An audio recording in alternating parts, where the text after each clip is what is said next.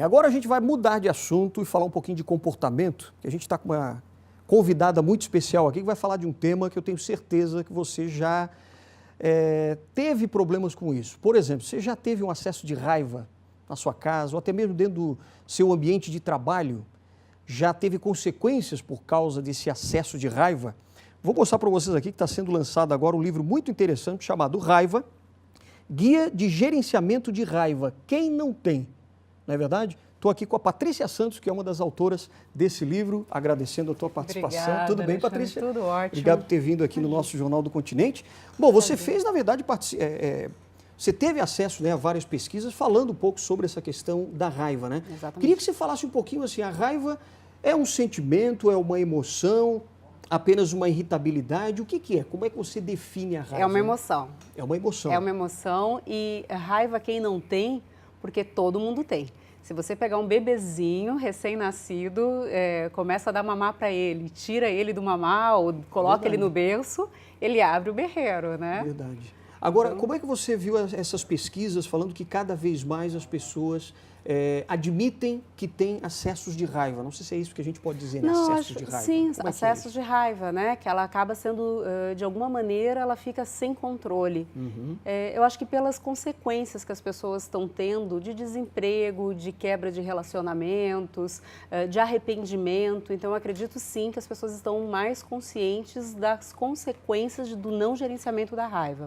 Tem até uma pesquisa que você coloca aqui para as pessoas que comprarem, por exemplo, o seu livro. Tem assim, ó, tem uma autopercepção. Eu vou perguntar aqui, ler, por exemplo, para vocês em casa já tentarem se identificar. Por exemplo, outras pessoas já comentaram sobre a sua raiva. Você fica frequentemente com raiva num dia normal? Quer dizer, nada está acontecendo, mas você está com raiva. Isso é preocupante, né? É preocupante. Por exemplo, você se vê frequentemente começando ou se envolvendo em conflitos e discussões. Você se considera uma pessoa impaciente? Esses são alguns dos pontos que as pessoas precisam começar a pensar para ver assim, poxa, será que a minha raiva ela está ultrapassando o limite do normal? É mais ou menos isso? É mais ou menos isso. Principalmente, assim, ó, primeiro a gente já falou que raiva todo mundo tem, faz parte, inclusive os grandes líderes espirituais, todos eles tiveram seus acessos de raiva para uma mudança.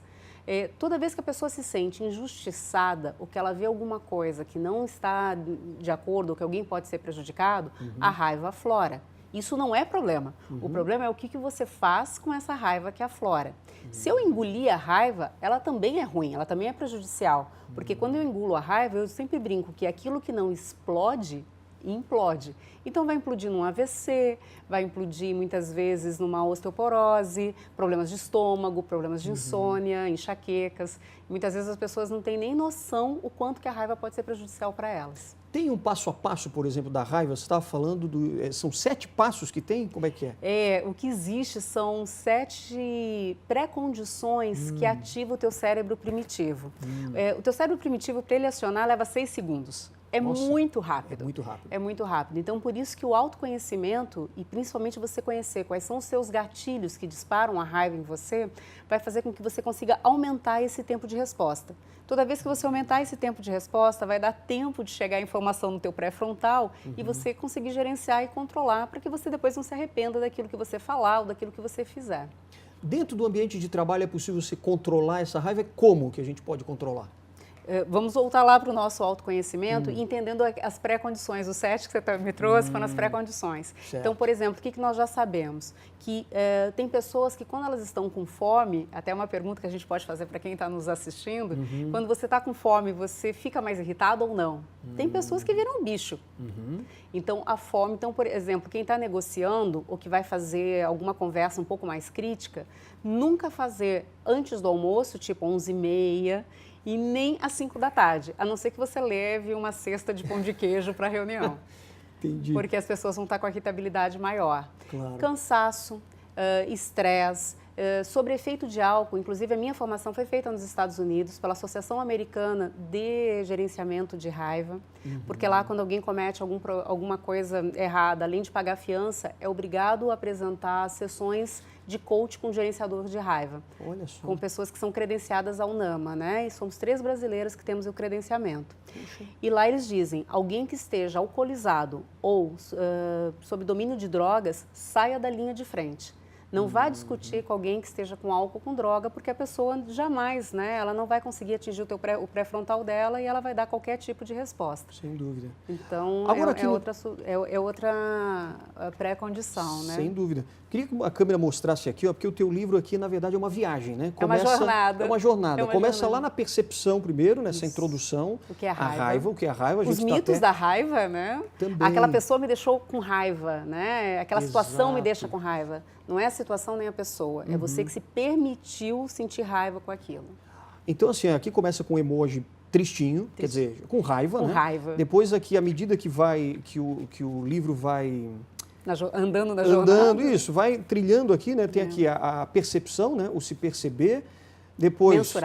Mensurar. Porque então, a raiva, ela também, que você falou, eu estou irritado, né? Eu não estou muito bem. Eu posso estar no nível 0, que eu estou completamente zen e calmo. Sim. 5, já estou meio irritado. Quando chega no 7, eu estou bastante irritado. E no 10, eu já estou atirando alguma coisa em alguém, um celular na parede, alguma coisa. Como eu já fiz, aliás, jogar o celular na parede. Quem já não fez, né? Um ataque de fúria.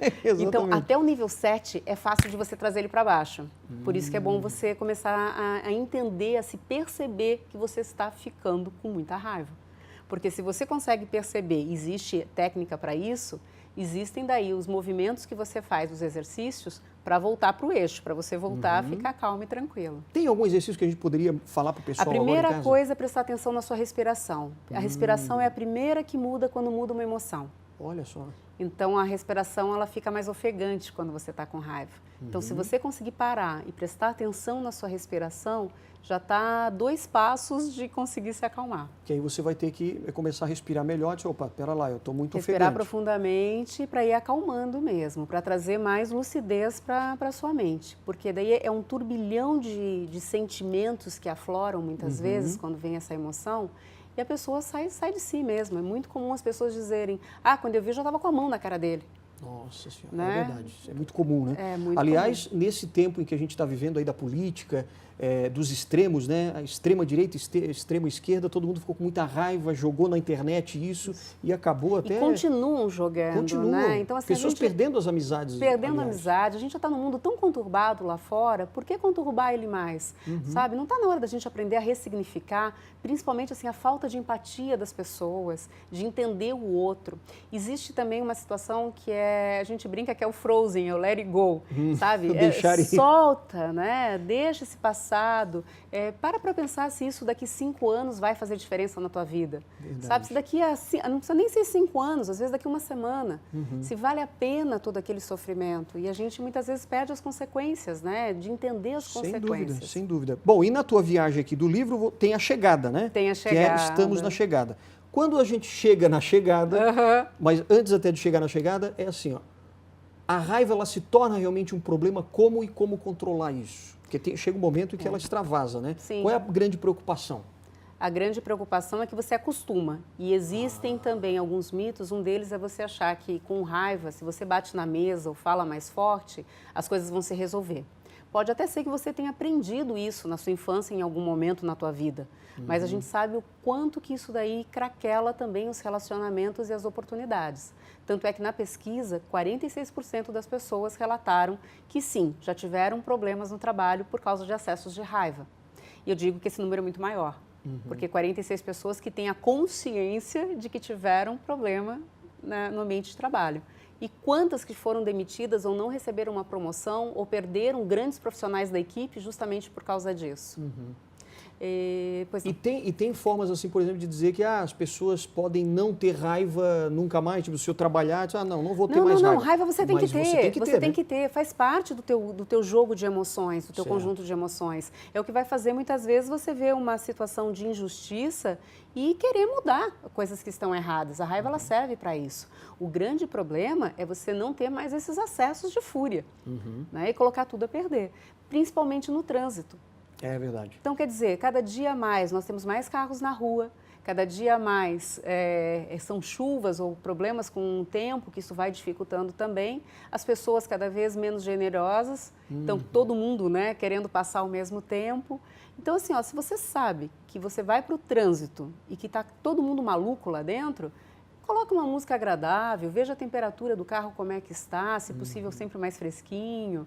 né? Principalmente pense em coisas boas e seja generoso, deixa alguém passar na frente, né? As pessoas veem que um vai entrar, já acelera para não deixar. As pessoas às vezes são muito egoístas, né? São Querem egoístas. já logo chegar na frente. Quero mostrar aqui de novo aqui, para a gente encerrar, o livro então da Patrícia Santos, Raiva, Guia de Gerenciamento. Então, se você quiser fazer os testes aqui, ó, tem muita coisa bacana para você descobrir sobre raiva, tem testes e tal, e todo passo a passo também para você aprender a controlar também a sua raiva nos momentos em que precisam ser controladas. Principalmente né? nos momentos. É como verdade. é que você faz isso? E aí você vai aprender, inclusive, como prevenir, né? Sem dúvida. Patrícia, muito obrigado. Eu hein, que agradeço. pela tua participação aqui no Jornal do Continente. Parabéns pela tua obra aqui. Obrigada, foi um prazer. Valeu, foi um prazer também, uma boa noite.